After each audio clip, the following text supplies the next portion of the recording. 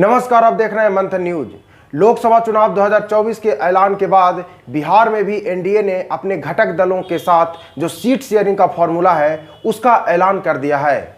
आपको बता दें कि बिहार में इस बार एनडीए का हिस्सा जो पार्टियां होंगी वह है भारतीय जनता पार्टी, जनता दल यूनाइटेड, जीतन राम मांझी की पार्टी हम, चिराग पासवान की पार्टी लोक जनशक्ति पार्टी रामविलास और उपेंद्र कुशवाहा की पार्टी राष्ट्रीय लोक मोर्चा।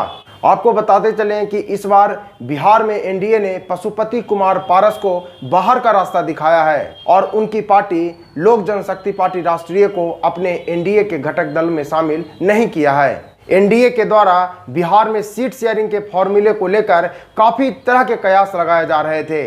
यह कहा जा रहा था कि हो सकता है कि एनडीए के कई घटक दल रुष्ट हो जाएंगे, लेकिन बहुत ही आसानी से सभी दलों ने बैठकर यह तय कर लिया और जिसके बाद सीट शेयरिंग के फॉर्मूले का ऐलान कर दिया गया। आपको बता दें कि लोकसभा चुनाव 2024 में बिहार के लोकसभा सीटों में से भारतीय जनता पार्टी 17 लोकसभा सीटों पर चुनाव लड़ेगी। वहीं जनता दल यूनाइटेड 16 लोकसभा सीटों पर अपना उम्मीदवार खड़ा करेगी।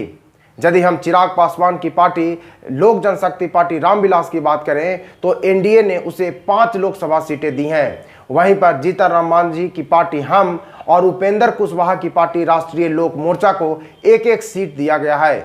आप सभी जानते हैं कि बिहार में कुल 40 लोकसभा की सीटें हैं। भारतीय जनता पार्टी की जो 17 लोकसभा सीटें हैं वह हैं पश्चिमी चंपारण, पूर्वी चंपारण, औरंगाबाद, दरभंगा, मधुबनी, अररिया, मुजफ्फरपुर, महाराजगंज, सारण, उजियारपुर, बेगूसराय, नवादा, पटना साहिब, पाटलिपुत्र, आरा, बक्सर और सासाराम। वहीं जनता दल यूनाइटेड जो 16 लोकसभा सीटों पर अपना उम्मीदवार खड़ा करेगी उसके नाम है वाल्मीकि नगर, सीतामढ़ी, सुपौल, झंझारपुर, किशनगंज, कटिहार, पूर्णिया, मधेपुरा, गोपालगंज, सिवान, भागलपुर, बांका, मुंगेर, नालंदा, जहानाबाद और शिवहर।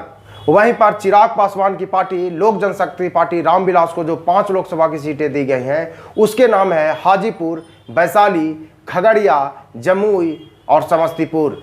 वहीं पर जीतन राम मांझी की पार्टी हम को गया लोकसभा की सीट दी गई है। वहीं पर उपेंद्र कुशवाहा की राष्ट्रीय लोक मोर्चा को काराकाट लोकसभा की सीट दी गई है। आप सभी जानते हैं कि राष्ट्रीय लोक मोर्चा के जो वर्तमान राष्ट्रीय अध्यक्ष हैं जो उपेंद्र कुशवाहा, वह पहले भी काराकाट से लोकसभा सांसद रह चुके हैं, जिस वक्त वह एनडीए का हिस्सा हुआ करते थे और इस बार भी वह सीट उपेंद्र कुशवाहा के नाम कर दी गई है। एनडीए के द्वारा जिस प्रकार से बिहार में लोकसभा सीटों का बंटवारा किया गया है, यदि हम कुछ सीटों को दरकिनार कर दें तो कहीं ना कहीं सारी सीटें सभी पार्टियों के लिए परंपरागत है। जब बिहार में एनडीए के द्वारा सीट शेयरिंग का फॉर्मूले का ऐलान नहीं किया गया था उस वक्त यह कयास लगाया जा रहा था कि हो सकता है पशुपति कुमार पारस को एक सीट दिया जाएगा, लेकिन जब एनडीए के द्वारा सीट शेयरिंग फॉर्मूले का ऐलान किया गया तो किस प्रकार से पशुपति कुमार पारस को एनडीए से बाहर का रास्ता दिखा दिया गया यह सभी के सामने है, जिसके बाद पशुपति कुमार पारस ने भी दुख जताया है। आपको बता दें कि हाजीपुर की हॉट लोकसभा सीट पर पशुपति कुमार पारस जो वर्तमान सांसद हैं वह लगातार कहीं ना कहीं यह कहते नजर आ रहे थे कि लड़ेंगे तो हम हाजीपुर से ही लड़ेंगे। इधर चिराग पासवान भी हाजीपुर सीट से लड़ने के लिए अपना दमखम दिखा चुके थे। ऐसे में हाजीपुर लोकसभा सीट पर किसी न किसी को तो कुर्बानी देनी ही थी और ऐसे में पशुपति कुमार पारस को ही इस पर कुर्बानी देनी पड़ी और उन्हें एनडीए से बाहर का रास्ता दिखाया गया।